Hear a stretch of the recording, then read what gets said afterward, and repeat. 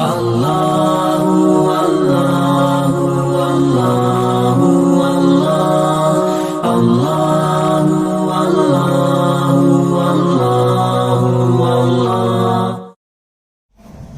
الله الرحمن الرحيم.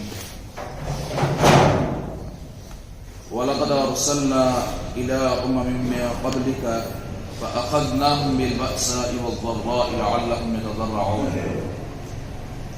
اور تحقیق کہ ہم نے تم سے پہلے بہت سارے رسول بھیجے امتوں کی طرف. فَأَخَذْنَاهُمْ پس ہم نے ان کو پکڑا بالبأساء مالی پریشانی میں، والضراء اور بدنی پریشانی میں، لعلہم یتضرعون تاکہ وہ گڑ گڑائے اور عاجزی کرنے لگے.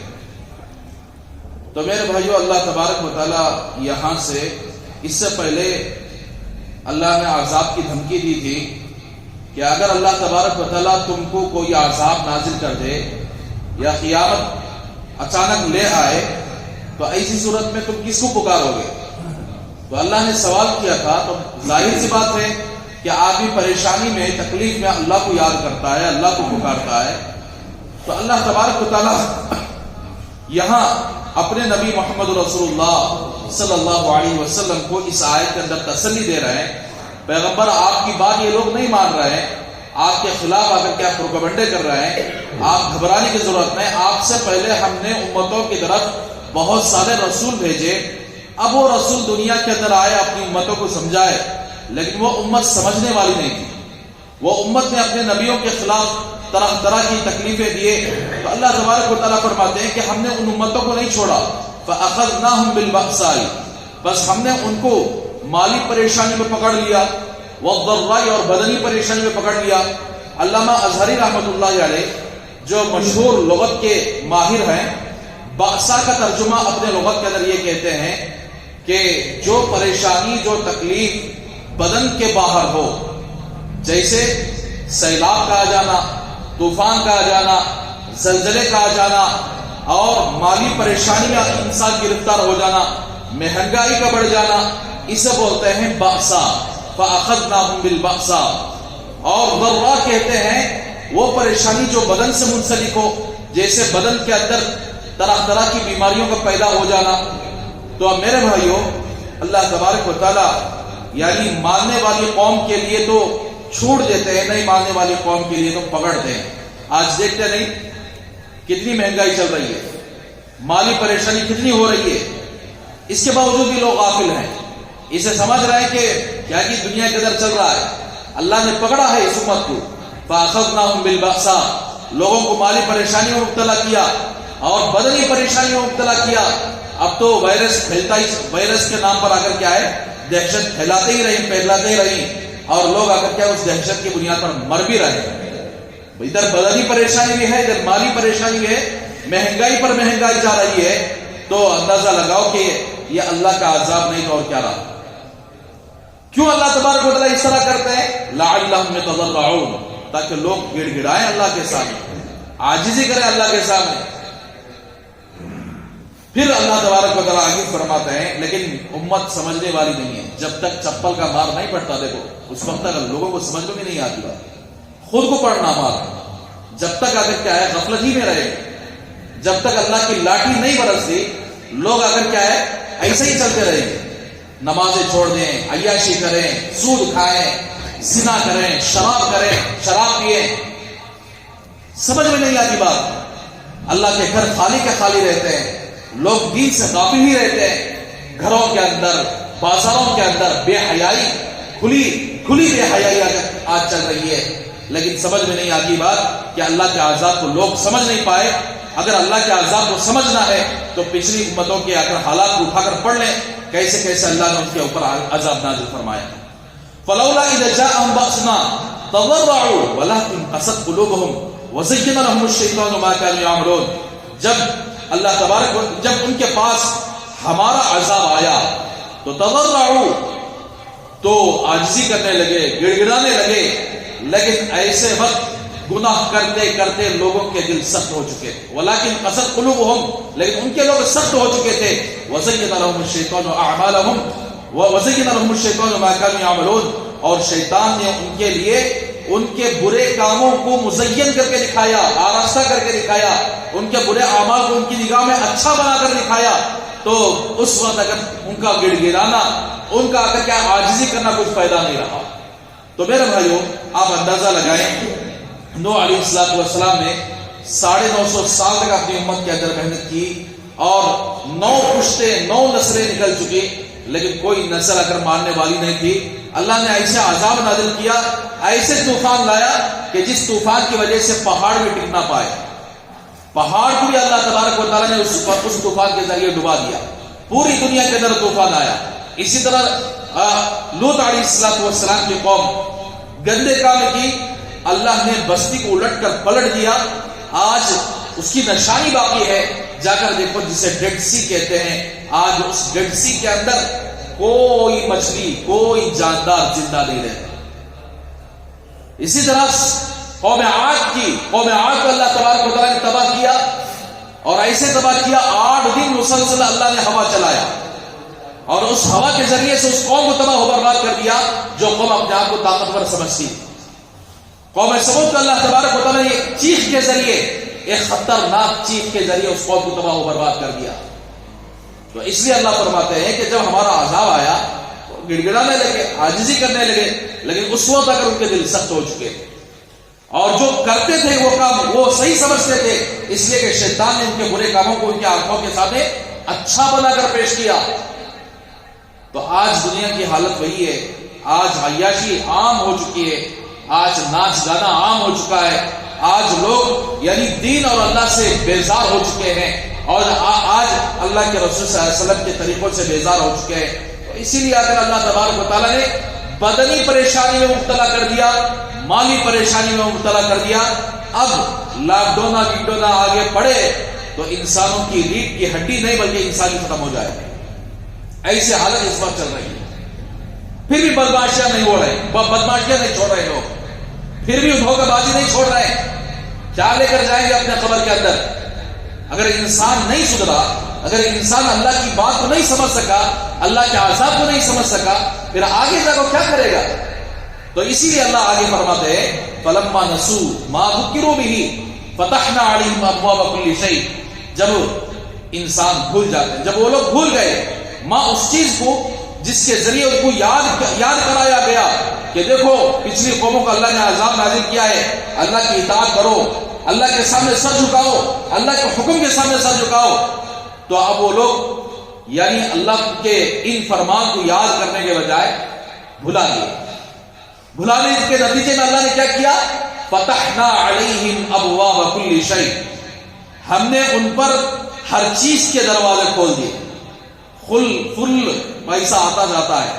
دیکھتے ہیں آپ سود خوروں کو، دھوکے سے کمانے والوں کو، لوٹتے رہتے ہیں. ان کو سمجھ میں آتا ہے بات، ہاں ہمیں کرتے ہیں جو صحیح ہے. ایسا لوٹتی تو ان کے پاس اتنا بڑا مال کا گھٹا جم جاتا ہے، پھر اللہ تبارک و تعالیٰ کی پکڑ آتی ہے، سارا مال تباہ و برباد ہو جاتا ہے. اس سے پہلے کرونا کے اندر ایک آدمی 20 لاکھ 25 لاکھ اپنے جسم پر، اپنی بیماری پر خرچ کیا، لیکن بچ نہیں پایا. کیا کریں گے مال؟ حلال طریقے سے کماؤ بولے تو سنتے نہیں، تمہیں بولنے کا بولا، ہمیں کرنے کا کرتے ہیں. حرام طریقے میں ہاتھ ڈالنا بولے تو پیسہ نظر آتا، لیکن پیچھے اللہ کا عذاب نظر نہیں آتا. جب اللہ کا عذاب نظر آتا ہے، کون مائی کا لال ایسا ہے ایک بیڈ کے لیے 7 لاکھ روپے خرچ کیے لیکن بیڈ نہیں ملی. اس لیے میرے بھائیوں پیسے کو اللہ کی رضا کے لیے پیسہ کماؤ. پیسہ جب کماتے یہ سوچو کہ اس پیسے سے میرا اللہ راضی ہے کہ ناراض ہے. اگر اللہ راضی ہے تو وہی پیسہ برکت کا ذریعہ بن جاتا ہے، خیر کا ذریعہ بن جاتا ہے. اللہ اگر ناراض ہے، کروڑوں روپیہ آپ اپنے بینک کے اندر جمع کے رکھ دو، وہی کروڑوں روپیہ اللہ تبارک و تعالیٰ ایسے تباہ کریں گے، آدمی خون کے آنسو روئے گا، لیکن اگر کیا ہے اس کا پیسہ اسے کچھ نفع نہیں دے گا.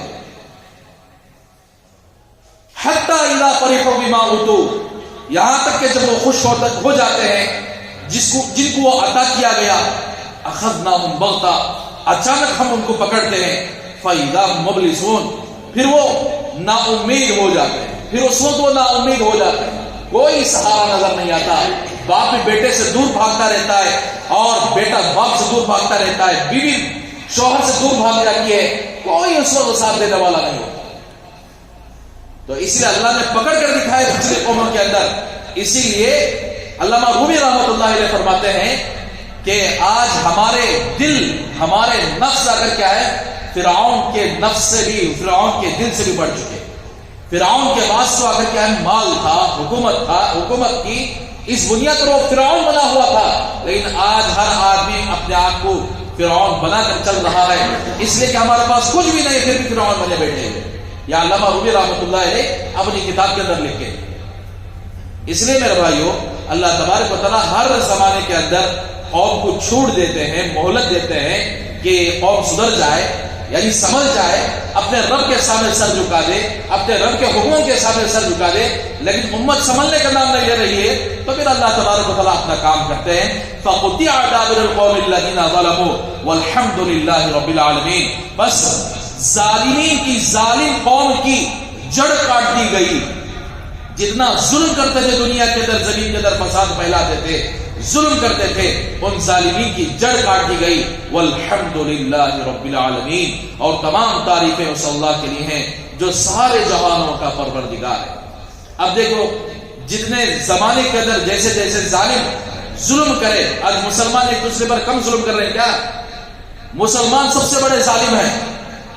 آپ اٹھا کر دیکھو معاملات کے اندر، جتنا مسلمان اپنے مسلمان پر جتنا ظلم کیا ہے، کافر اپنے مسلمان پر ظلم نہیں کیا، اپنے مسلمان بھائیوں کے خلاف ہم نے ظلم کیا۔ انہیں دکان رکھ لے تو انہیں اس کے پیٹ میں چل جاتا، انہیں ذرا اچھا اوپر آئے تو اس کے پیٹ میں چل جاتا، رشتہ داروں میں آ کر ناتا توڑ دیا، میاں بیوی میں آ کر ناتا ٹوٹ گئے، شوہر پر آ کر کیا ہے، بیوی زیادتی کر رہی ہے، بیوی پر شوہر زیادتی کر رہا ہے، اور یہاں تک کہ آپس میں آ کر کیا، ماں باپ اولاد پر زیادتی، اولاد ماں باپ پر زیادتی، اور قوم کو آ کر تباہ کر دی، مسلمان اپنے مسلمانوں کو تباہ کر دیے۔ تو ظالم کافر رہے یا مسلمان رہے؟ میرے بھائیو، ظالم کون بھی ہو، چاہے وہ اللہ کو مانتا ہو، اللہ کا کلمہ بھی پڑھتا ہو، تو اللہ ظالمین کے ساتھ نہیں۔ اسی لیے قرآن مجید میں اللہ نے کیا فرمایا؟ ظلم کرنے والے چاہے مسلمان ہی کیوں نہ ہو، تو اللہ ان کی جڑ کو کاٹ کے رہیں گے۔ پچھلے زمانے کے اندر اللہ نے کاٹ کر دکھائی، فَقُطِعَ دَابِرُ الْقَوْمِ الَّذِينَ ظَلَمُوا، اللہ نے ان ظالمین کی جڑ کو کاٹ دیا گیا۔ پھر اللہ فرماتے ہیں تمام تعریفیں اس اللہ کے لیے ہے جو تمام جہانوں کا رب ہے۔ تو اس لیے حضرت مولانا سجاد نعمانی صاحب دامت برکاتہم ہمیشہ یہ جملہ فرماتے ہیں کہ لوگوں سمجھ جاؤ، یہ چھٹائی کا دور ہے، چھٹائی کا دور ہے، سمجھ جاؤ۔ مطلب کیا ہے؟ منافقین، ظالمین چھانٹنے کا دور ہے۔ جب منافقین اور ظالمین کو اللہ چھانٹ دے گا، پھر زمین کو اللہ تبارک و تعالیٰ نیک لوگوں سے بھرے گا۔ اسی لیے لوگ اگر کیا ہے، ظالم بنے بیٹھے ہوئے ہیں، آپ اندازہ، یعنی آپ سرسری نگاہ اٹھا کر دیکھو، جتنا ہماری قوم نے ہماری قوم پر جتنا ظلم کیا، جتنا دھوکے بازی کا کام کیا، جتنا جھوٹ بولا، جتنا لوٹا، جتنا اگر تکلیف پہنچائے، اتنا کسی اور قوم نے آ کر کیا ہماری قوم کو تکلیف نہیں پہنچائے۔ تو اس کے نتیجے میں اللہ فرما رہے ہیں، ظالمین کی جب جڑ کاٹی گئی تو اللہ اپنی تعریف کر رہے ہیں۔ تمام تعریفیں اس اللہ کے لیے ہیں جو تمام جہانوں کا رب ہے۔ تو کیوں اللہ تبارک و تعالیٰ ظالمین کی جڑ کاٹ کر تعریف کر رہا ہے؟ اس کی مثال ایسے سمجھے کہ انسان کے جسم کے اندر کوئی ایسا عضو سڑنا شروع ہو جائے اور ڈاکٹر کہے کہ اس عضو کو کاٹ دیا جائے، تو اب کاٹنے کے بعد کہتا ہے، مریض بھی کہتا ہے الحمدللہ بھائی باقی جسم باقی رہ گیا، الحمدللہ باقی جسم محفوظ ہو گیا۔ اسی طرح کر کیا یہ ظالم دنیا کے اندر رہتے ہوئے، زمین پر فساد پھیلاتے ہوئے، یہ وائرس کی طرح ہے، یہ کرونا وائرس سے زیادہ خطرناک وہ ظالم ہے جو اپنی قوم کو نقصان پہنچاتے ہیں۔ تو اسی لیے اللہ تبارک و تعالیٰ ان ظالمین کو اگر ختم کر دیں گے تو بقیہ زمین پاک ہو جائے گی۔ اس لیے میرے بھائیو، اپنے آپ پر ظلم مت کرو، اپنے قوم پر ظلم مت کرو، مسلمانوں کے ساتھ خیر خواہی کا معاملہ کرو، مسلمان آپس میں ایک ہو جاؤ، مسلمان سچائی کے ساتھ خیر خواہی کے ساتھ زندگی گزارو، آپس میں ظلم چھوڑ دو، آپس میں ظلم چھوڑ دو۔ آپس میں جب ظلم کریں گے، ہم سمجھ رہے ہیں کہ مودی ہمارے اوپر ظلم کر رہا ہے، مودی نہیں، پہلے مسلمان تو ظالم ہے، پہلے مودی تو بعد میں آیا ہے، پہلے تو ظالم رہا، جب اپنی قوم کے اندر تو ظلم زیادہ کیا تو اللہ نے اس تجھ جیسے ظالم پر ایک اور ظالم کو کھڑا کیا۔ اللہ سے دعا کرے گا اللہ تبارک و تعالی ہم سب کو ان باتوں پر عمل کرنے کی توفیق عطا فرمائے۔